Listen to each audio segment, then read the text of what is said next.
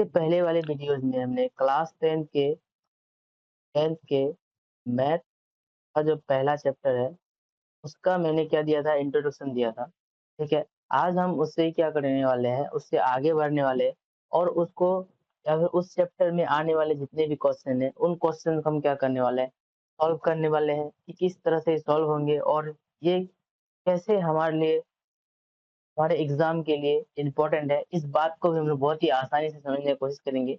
आपने अगर वो वीडियो नहीं देखा है, तो एक बार उस वीडियो को ज़रूर देख लें, क्योंकि उस वीडियो में मैंने पूरी डिटेल्स में बताया था कि ये क्या कहते हैं, ठीक है? उनमें मतलब जो है मॉसो या फिर महत्तम समावर्तक, एलसीएम, लोएस्ट कॉमन मल्टीप्लिकेशन क्या होती है, ये सारी बातों की जानकारी उस वीडियोज़ में है, ठीक है? आपने अगर नहीं देखा है तो एक बार ज़रूर देख लें, ठीक है?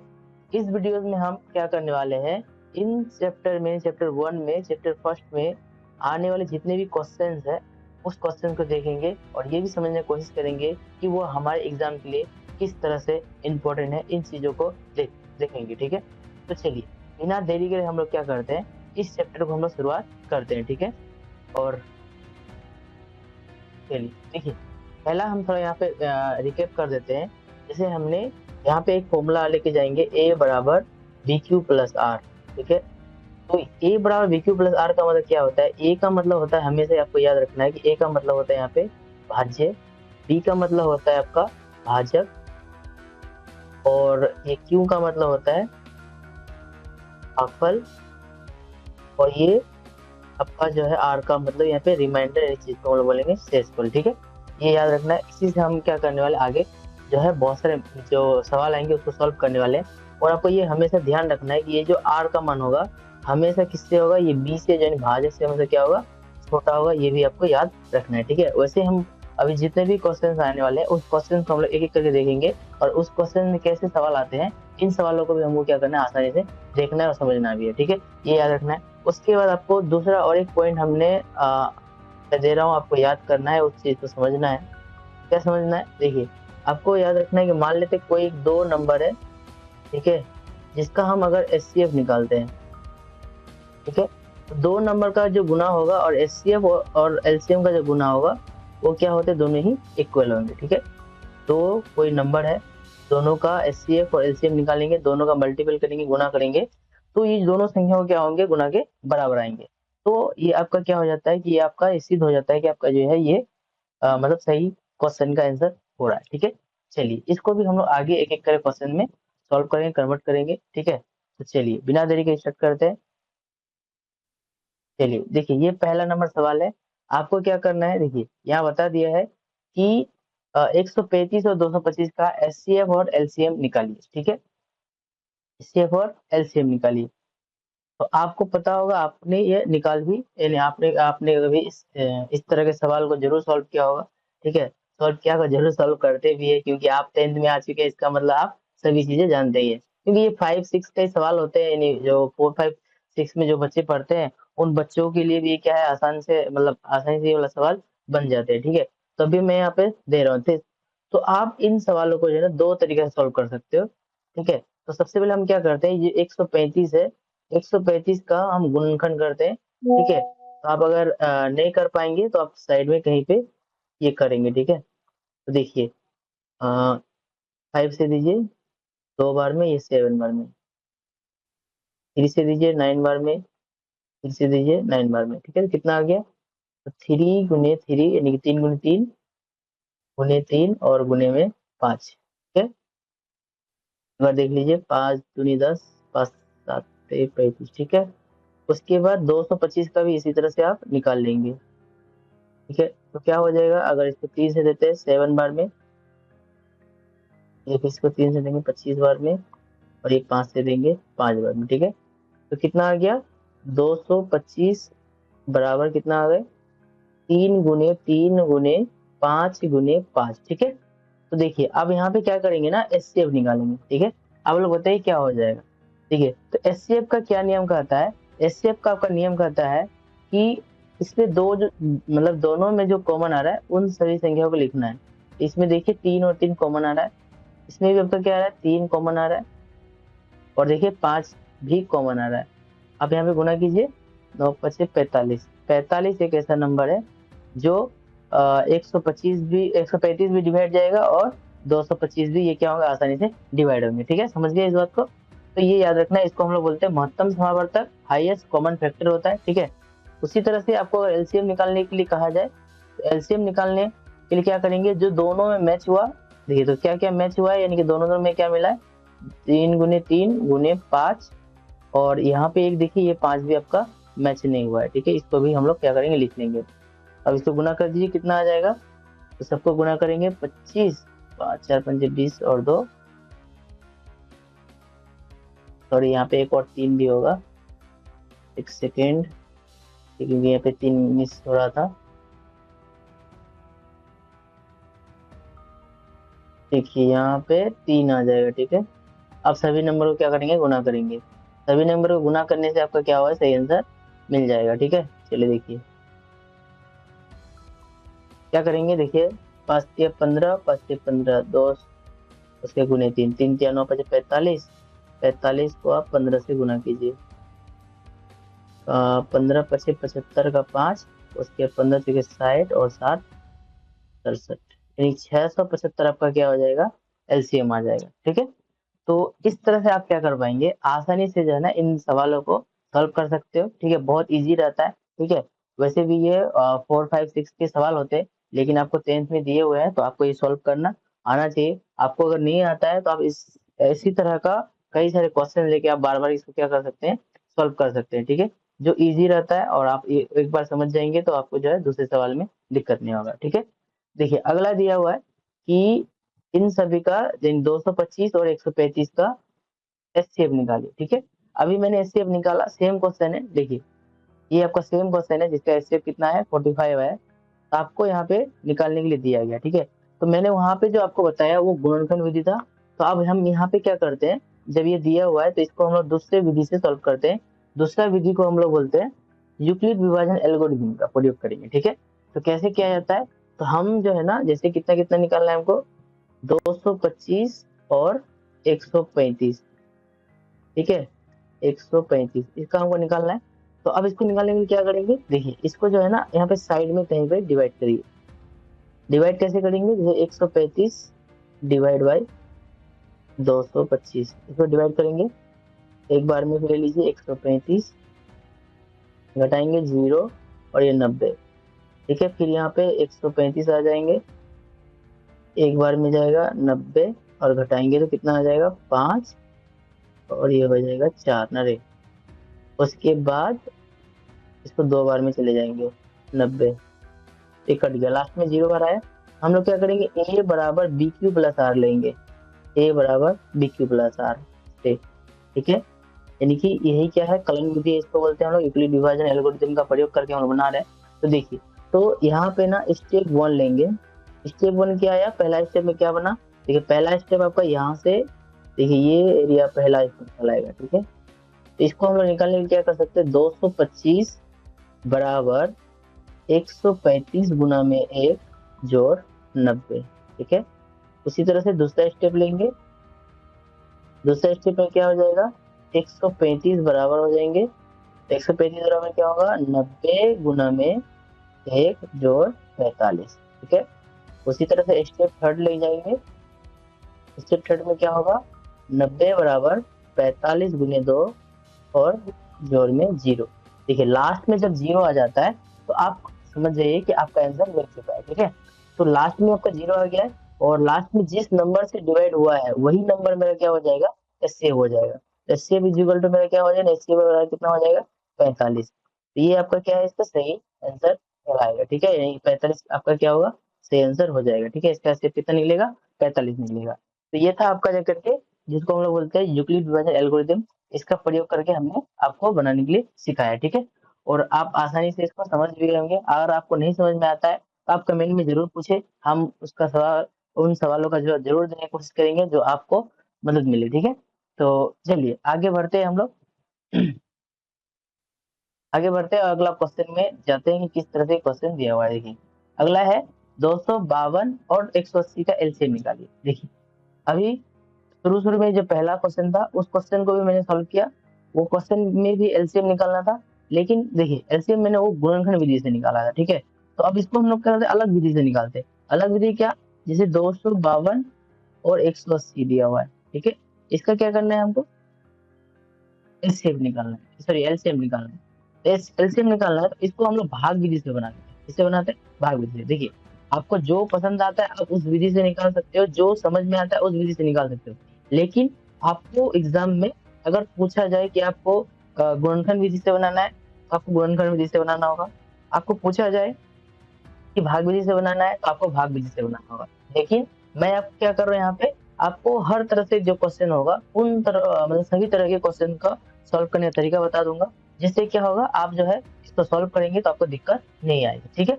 चलिए इसको हम भाग विधि से बनाने की कोशिश करते हैं, कैसे ये बनाया जा सकता है, ठीक है। तो देखिए तो अभी तक जो हमने सीखा है वो था गुणनखंड विधि। अब हम लोग देखते हैं भाग विधि कैसा होता है। कि भाग विधि करने के लिए आप क्या कर सकते हो ना, तो यहाँ पे जो अंदर में जो भी नंबर रहेगा ऐसा कोई नंबर चूज करना है कि दोनों का दोनों डिवाइड होना चाहिए।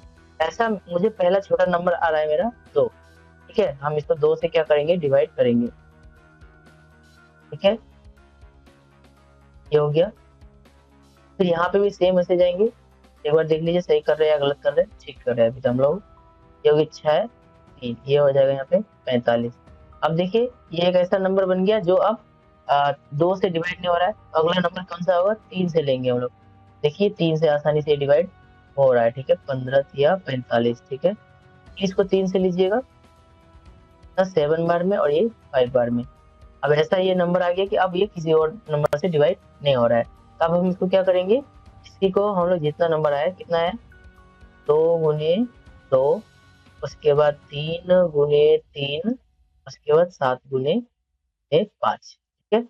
अब इसको क्या कीजिए, गुना कर दीजिए। तो ये यहाँ से यहाँ 10 हो गया, 7 21 63, 63 और 2, तो 3 दूनी 6, 6 दूनी 12, 1 0। अब देखिए इसको अगर आप हम लोग गुना करते हैं तो कितना आ जाता है, 1260। तो 1260 किस नंबर का क्या हो जाएगा, एलसीएम हो जाएगा, ठीक है। देखिए तो ये जो विधि था, इस विधि को हम लोग बोलेंगे भाग विधि, ठीक है। कौन सा विधि, भाग विधि, ठीक है, ये याद रखिएगा। तो इस तरह से आप क्या कर सकते हैं, हर एक सवाल को जो है ना इजी तरीका से सॉल्व कर सकते हो। आपको जो है अभी तक मैंने एचसीएफ और एलसीएम निकालने सिखा रहा हूँ, ठीक है। एचसीएफ में मैंने आपको बताया, एक था गुणनखंड विधि जिसको हम लोग फैक्टर मेथड बोलते हैं, ठीक है। और एक हमने बताया भाग विधि, ठीक है, जिसको हम लोग यूक्लिड विभाजन एल्गोरिथम का भी कहते हैं, ठीक है। और एलसीएम निकालने का भी 2 नियम बताया। एलसीएम में क्या बताया, गुणनखंड विधि और एक भाग विधि बताया, ठीक है। तो इस तरह से आप क्या कर सकते हो, आसानी से कोई भी क्वेश्चन हो उसको हम लोग क्या कर पाएंगे, सॉल्व कर पाएंगे, ठीक है। तो चलिए अब आते हैं अगला और क्वेश्चन देखते हैं क्या दिया हुआ है। हाँ अब देखिए ये दूसरे तरह के क्वेश्चन आ गए, ठीक है। अब इन क्वेश्चन को हम लोग क्या करेंगे, आसानी से सॉल्व करने की कोशिश करेंगे। देखिए आपको मैंने जो है इन सवालों को कैसे सॉल्व करना है, क्या दिया हुआ है, इन सभी सवालों का एक जो एग्जाम्पल के साथ किसे कहते हैं, क्या है नहीं है, सबको मैंने पिछले वाले वीडियोस में बताया है। आप अगर उस वीडियोस को नहीं देखे हैं तो एक बार जाकर जरूर देख लीजिएगा, ताकि आपको जो है ना पूरा कॉन्सेप्ट क्लियर हो जाए और आप एग्जाम में जो है ना आसानी से सही मार्क्स अर्जित कर पाओ, ठीक है। चलिए अगर एक रिक्वेस्ट करेंगे आप लोग से, अगर ये वीडियोस आपको पसंद आ रहा है, आपको हेल्पफुल लग रहा है और आपको अगर कोई भी मदद मिल रही है तो एक बार जरूर लाइक कर ले, और आप नए हैं तो एक बार सब्सक्राइब जरूर करें, ठीक है। चलिए हम आगे बढ़ते हैं। हमको दिखाना है कि ये अपरिमेय संख्या है तो कैसे है, ठीक है, ये याद रखिएगा। तो देखिए हमने अभी आपको क्या बताया था इससे पिछले वाले वीडियोस में, कि जिन भी नंबर को p बाई क्यू के रूप में लिख सकते हैं उन्हें हम लोग परिमेय कहते हैं, और जिन नंबर को हम लोग p बाई क्यू के रूप में नहीं लिख सकते हैं उन नंबर को हम लोग क्या बोलते हैं, इरेशनल नंबर या फिर अपरिमेय संख्या कहते हैं। तो ये बात तो आपका हो गया किसे अपरिमेय कहते हैं, ठीक है। पिछला वीडियो आप देखेंगे उसमें और भी आपको डिटेल्स में समझ में आएगा। तो हमको ये यहाँ पे जानना है कि ये जो रूट 2 है ये अपरिमेय संख्या क्यों है, आखिर कैसे है, ठीक है। तो चलिए इसी को हम लोग क्या करेंगे, सॉल्व करने का कोशिश करेंगे, ठीक है। चलिए तो हम लोग क्या करते हैं, सबसे पहले इसी नंबर को हम लोग मानेंगे, माना कि रूट 2 एक परिमेय संख्या है। क्या है, परिमेय संख्या है, इसको हमने क्या मान लिया, रूट 2 एक क्या है, अपरिमेय संख्या है, ऐसा हमने क्या कर लिया, मान लिया, ठीक है। अब जो रूट 2 एक परिमेय संख्या है तो ये क्या होगा, p बटे q भी होगा ना, क्योंकि हम लोग कोई भी परिमेय संख्या को p बटे q के रूप में लिख सकते हैं, ठीक है। तो p बटे q होगा, क्यों होगा, जहाँ पे p q सरोभाज्य नहीं है, यानी कि p और q जो है सरोभाज्य नहीं होगा, मतलब कि दोनों दोनों डिवाइड नहीं होगा, नहीं है। और ये जो q होगा, और q का मान कभी भी 0 नहीं होगा, यानी कि q बराबर इज इक्वल टू कभी भी 0 नहीं होगा, मतलब 0 जो है उसका मान नहीं हो सकता है, ठीक है। तो अब हम क्या करेंगे, दोनों साइड में इसको दोनों तरफ वर्ग करने पर, यानी कि स्कोरिंग द बोथ साइड करने पर क्या, देखिए दोनों तरफ क्या करेंगे, स्क्वायर करेंगे। देखिए ये तो क्या हो जाएगा, स्क्वायर करने पर √2 का स्क्वायर बराबर हो जाएगा कि 2 का होल स्क्वायर, ठीक है। ये हो गया यहाँ पे। अब देखिए हमने पिछला, यहाँ पे ध्यान दीजिएगा कि जैसे ये √2 है, इसका अगर वर्ग करते हैं ना, तो ये रूट क्या हो जाता है, हट जाता है, ठीक है। तो ये रूट यहाँ 2 बन गया, और ये p स्क्वायर, और ये बन गया q स्क्वायर, ठीक है।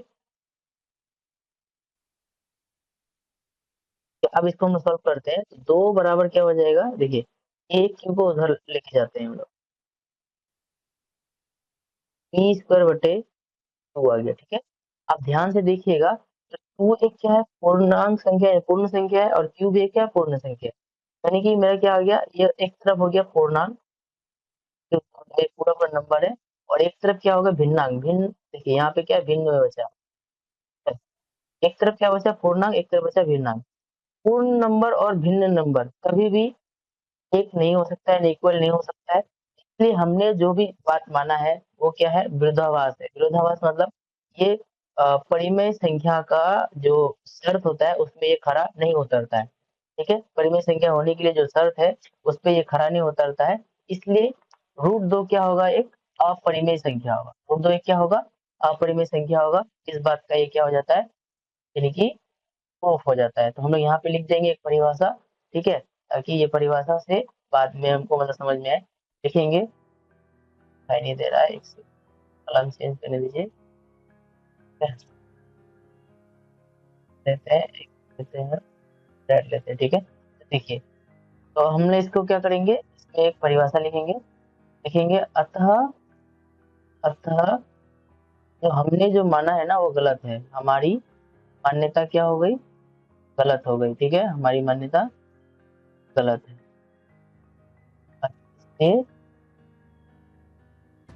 ये √2 एक ऐसी संख्या है, अपरिमेय संख्या का संख्याई, तो जो संख्या दिया गया यानी अपरिमेय का अपरिमेय है, ठीक है, अपरिमेय संख्या है। इस बात का क्या बन गया, ये पुष्टि हो गया, नहीं ये प्रूव्ड हो गया, ठीक है, ये याद रखिएगा।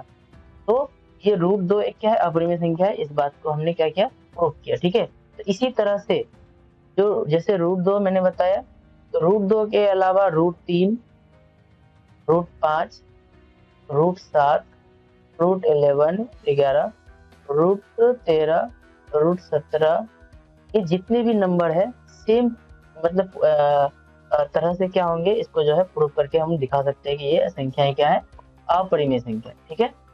तो इस तरह से आप सभी क्वेश्चन को सॉल्व कर पाएंगे, अगर इस तरह से आपका अगर पूछा जाता है, ठीक है। इसको हम लोग p बटे q मानेंगे, दोनों तरफ स्क्वायर करके देखेंगे, और करने के बाद अगर अब परिमेय संख्याओं की शर्तों पर खरे उतरता है तो परिमेय संख्या होगा, अगर ये नहीं उतरते हैं तो उसे हम क्या कहेंगे, अपरिमेय संख्या कहेंगे, ठीक है। तो चलिए ये हो गया जा करके इस सवाल का आंसर, ठीक है। चलिए अब हम आते हैं दूसरे सवाल में। दूसरा सवाल देखिए क्या बोलता है, ये पिछला इस टॉपिक से है, ठीक है। तो मैंने क्या किया है, सॉल्व कर दिया है, ठीक है। तो आप इसको जो है ना सॉल्व करके इसका आंसर जरूर कमेंट में दीजिए, ठीक है। इस सवाल का ये सवाल दिया हुआ है, 96 और 404 का एचसीएफ क्या होगा, ये आपको क्या करना है, निकालना है, ठीक है। इस सवाल का जवाब जो है कमेंट बॉक्स में जरूर दें, ठीक है। और आपको ताकि पता लग जाए कि जो आपने सवाल का आंसर दिया है वो सही है या गलत है, ठीक है। चलिए, क्योंकि इसको मैंने दोनों तरीके से आपको सॉल्व करने सिखा दिया, ठीक है। चलिए अब आगे आते हैं। आगे देखिए, 210 को अभाज्य गुणनखंड के रूप में लिखिए। चलिए ये बहुत इजी क्वेश्चन है, ठीक है। जैसे 210 दिया है ना, आप क्या कीजिए, इसका गुणनखंड करिए। सबसे पहले 2 से दीजिए कितना, 105 बार, अब देखिए ये 2 से नहीं जाएगा, अब 3 से जा रहा है, कितना बार में जाएगा, फिर 35 बार में। अब 3 से नहीं गया, अब ये जाएगा 5 से जाएगा, कितना बार में, 7 बार में। आपका देखिए ये नंबर जो हुआ कितना हो गया, 2 गुने 3 गुने 5 गुने 7, ठीक है।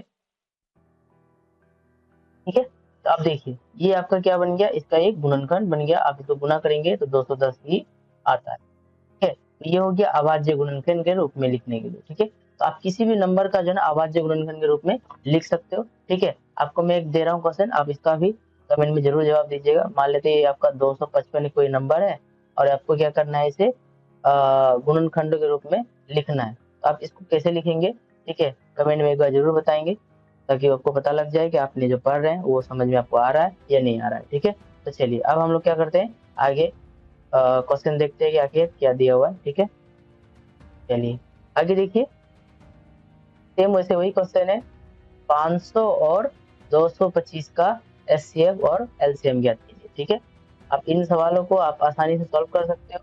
ठीक है, तो हम चाहते हैं कि आप इसमें जो है ज्यादा टाइम जाया ना करके आप क्या कीजिए, इसका सॉल्व करने की कोशिश कीजिए। ठीक है, तो इसको हम क्या करते हैं ना, बता देते हैं। ठीक है, कहेंगे कि सभी सवाल का जवाब सिर्फ क्या कर रहे हैं, जो है बोल रहे हैं कि सिर्फ होमवर्क होमवर्क, तो ताकि आपको समझ में नहीं आए तो आप फिर ना पढ़ो। ठीक है, चलिए हम इसको क्या करते हैं, आसानी से सॉल्व करने की कोशिश करते हैं, किस तरह से सॉल्व हो सकता है। चलिए देखिए, जैसे आपको 500 दिया हुआ है, आप 500 का पहले हम लोग गुणनखंड करते हैं। 500 का गुणनखंड में क्या क्या आएगा, आप 2 से इसको देंगे, 250 बार में, तो 2 से देंगे 100 बार में, 5 से डिवाइड करेंगे 25 बार में, और 5 से करेंगे तो ये 5 बार में डिवाइड। 225 है, 225 को देखिए 3 से जाता है, फिर 7 बार में, ये 5 बार में, इसे देखिए 3 बार में जाएंगे, ये कितना बार में, 30 बार में। अब फिर से इसको हम लोग क्या करें, 5 से देंगे, 5 से चल जाएगा। ठीक है, तो अब इसको क्या करेंगे, आगे हम लोग और बना देते हैं इसको। ठीक है, देखिए अब हम लोग क्या कर सकते हैं, 500 500 दिया हुआ था मेरा, 500 का हमने क्या क्या निकाला, 2 गुने 2 गुने 5 गुने 5 गुने 5। ठीक है, और सॉरी 225 225 225 का हमने क्या निकाला, 3 गुने 5 गुने 5। ठीक है, तो अभी हमने बताया था कि जो एचसीएफ होता है, ये हम लोग कैसे निकालते हैं, एचसीएफ जो ऐसी संख्या है, जो ऐसा नंबर है जो दोनों में होगा। ठीक है, दोनों में होने वाली संख्या कौन कौन है, आप देखिए एक बार नजर दौड़ा के। आप देखिए ये 5 है, ये भी 5 है, ये 5 ये 5, तो 5 है। ठीक है, उसके बाद और कोई नंबर नहीं है, क्या हो गया कितना, 25 एक ऐसा नंबर है जो इसका एचसीएफ होगा। ठीक है, और फिर एलसीएम निकालेंगे, तो देखिए जवाब पास तो आपका आएगा ही आपका। क्या, और उसके अलावा जो नंबर नहीं मैच कर रहा है वो भी होंगे।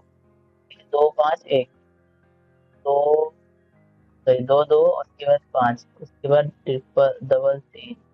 अब इसको क्या कीजिए, गुना कीजिए, तो हो गया 100, 25 15 3 45, 45 पे 10। तो ये आपका क्या है, एलसीएम है और ये एचसीएफ है। ठीक है, आप इसको क्या करेंगे, सही से आसानी से सॉल्व करने की कोशिश कीजिएगा। ठीक है, बहुत ही इजी रहता है। आप एक बार, आपने अगर ध्यान से 5 6 में भी पढ़ा होगा ना, तो आप इसको क्या कर सकते हो, आसानी से सॉल्व कर सकते हो। लेकिन तब भी अगर आप भूल गए हैं, तो आप तब भी इसको क्या कर सकते हो, प्रैक्टिस के बल पर आप आसानी से जो है सॉल्व भी कर सकते हैं। ठीक है, तो चलिए अब आगे बढ़ते हैं हम लोग। आगे देखिए क्वेश्चन कैसा दिया हुआ है, आगे क्वेश्चन दिया हुआ है, सिद्ध कीजिए कि रूट 7 आपका क्या है, अपरिमेय संख्या है। तो अभी हमने आपको रूट 2 के बारे में जो बताया था, वही सेम प्रोसेस से आप क्या कर सकते हैं, इस सवाल को सॉल्व कर सकते हैं। ठीक है, रूट 7 हो गया, रूट 5, रूट 3, रूट 11, रूट 13, 13। तो इस तरह के जो जितने भी सवाल है, आप आसानी से सेम प्रोसेस से क्या कर सकते हैं, सॉल्व कर सकते हो। ठीक है, इसमें हम लोग टाइम दे करके इसको आगे समय बर्बाद नहीं करेंगे। ठीक है, आप इसको एक बार जो दूसरा वीडियो था, जैसे मैंने 2 को सॉल्व किया था, वैसे आप इसको भी सॉल्व कर सकते हो। ठीक है, एक बार देख लीजिएगा। देखिए अगला क्वेश्चन देखिए क्या बोलता है, 144 और 180 का एचसीएफ और एलसीएम निकाले। ठीक है, अभी हमने आपको फिर से सॉल्व करके दिया था, आप इसको घर में जरूर सॉल्व कीजिएगा। ठीक है, ताकि आपको पता चल जाए कि आप जो सॉल्व कर रहे हो, जो कर रहे हो, आपका प्रैक्टिस के लिए क्वेश्चन भी है, आप सब जो सॉल्व करके आपको पता भी लग जाएगा कि आप मतलब कितना हद तक समझ पाए हो, और अगर आप नहीं समझ पाए तो आपको कितना तैयारी करने की आवश्यकता है, कितना ज़रूरत है, आप इसको कर सकते हो, ठीक है? चलिए, अब आते हैं इस तरह का क्वेश्चन। देखिए ये क्वेश्चन, इस तरह का क्वेश्चन भी हर बार इस बोर्ड में ज़रूर पूछता है, तो आप इसको नज़रअंदाज करके नहीं जा सकते। देखिए, इस क्वेश्चन को हम लोग सॉल्व करेंगे अच्छा से, इसको समझने की कोशिश करेंगे। यदि किसी संख्या का एचसीएफ और एलसीएम 18 और 720 है, एक संख्या 36 है, दूसरी संख्या क्या होगी? तो सबसे पहले यहाँ सॉल्व करने से पहले देखिए क्या-क्या दिया हुआ है आप देख लीजिए। सबसे पहले एचसीएफ दिया हुआ है 18, ठीक है? और एलसीएम कितना दिया हुआ है 700, ठीक है? एचसीएफ एलसीएम दोनों दिया हुआ है। उसके बाद एक संख्या कितनी है? देखिए एक संख्या है 36, तो दूसरा नंबर क्या होगा? देखिए इसका मैंने आपको फॉर्मूला बताया था, ठीक है? तो दूसरी संख्या का फॉर्मूला क्या होता है? दूसरी संख्या, ठीक है? तो आप पहले फॉर्मूला बनाइए, एचसीएफ गुने एम बटा में क्या होगा? एक संख्या, ठीक है? देखिए ये कितना है 18 गुना में 720 और बटे में 36, काट देंगे ये 2 बार में, काट देंगे बार में, यानी कि दूसरी संख्या कितनी होगी 360। तो क्या है सही आंसर, ठीक है? इस तरह का भी एक क्वेश्चन जरूर आता है, ठीक है? देखिए मैंने क्या किया, पहले क्वेश्चन देखिए, एचसीएफ दिया हुआ है 18, एलसीएम दिया हुआ है 720 और एक संख्या दिया हुआ है 36, और दूसरी संख्या निकालना है। डायरेक्ट आप दूसरी संख्या का फॉर्मूला लगाएंगे और इसके बाद एचसीएफ गुना एलसीएम बटे में एक संख्या, काट-कूट करेंगे, आपका सही आंसर आ जाएगा, ठीक है? बहुत ईजी है, ठीक है? अब इसको एक बार जरूर देखिएगा दोबारा, अगर नहीं समझ में आता है तो फिर आप जगह आसानी से समझ सकते हैं, ठीक है? चलिए, अब देखिए यहाँ पे